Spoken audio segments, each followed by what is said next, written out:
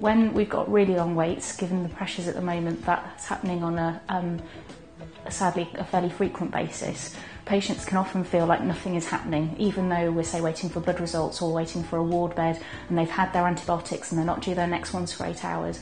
People can feel abandoned and like nothing is happening. And just coming round, showing your face and saying, this is what you're waiting for. I'm sorry you're still in A&E, but you're still getting the right treatment. Can we do anything to make you more comfortable? People really respond to that. And even though it may be a senior nurse and a senior consultant going to make that cup of tea, that actually buys a huge amount of goodwill. One thing that most people want is the thing that we all want, which is just basic. It's just a cup of tea, a hello, and just somebody to recognise that you're here and that you know what you're waiting for and that you've appreciated, really. And a cup of tea just has all of those things. You know, you will get perhaps relatives and even patients sometimes, you know, they get irritable. They've been here a long while and they might get a bit stressed. You know, so, you know, you can go in and say to them, oh, you know, would you like a cup of tea, a few biscuits or a sandwich? And sometimes it takes their minds off of things. So they say, oh, well, a cup of tea or a cup of chocolate. And totally different. I do a number of little odd jobs here, run errands and things, but probably the main thing I do is to make the tea and coffee. So I go around with my tea trolley and ask the patients and also their relatives and friends that they've come with if they'd like tea or coffee. So that's my little job. Looking after families, you have to bring them involved because it's not just the patients what are going through a hard time, it's the families as well. And we like to bring them both in to make them both feel comfortable and let them know what's going on.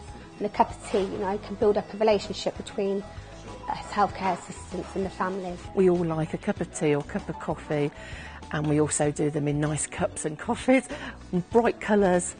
Just makes them smile and just makes them feel a little bit more at ease with coming into a place. And of course, a lot of people, especially our older patients, like nice cup of tea with a saucer, which we've got them as well. And we've got the bone china ones for them. And they love that, with a biscuit on the side. It just makes all the difference. Yeah, even before they've had the baby, you're going to think of the tea, and it's often received as the best cup of tea they've ever had in their life. For patients with cognitive impairment, that's memory problems, things like dementia, it can be very difficult for patients with these issues to recognise unfamiliar objects. And a plastic white cup in a blue plastic holder does not resemble any form of cup of tea that these people will have used 20 or 30 years ago, which are the memories that they're basing their decisions around now.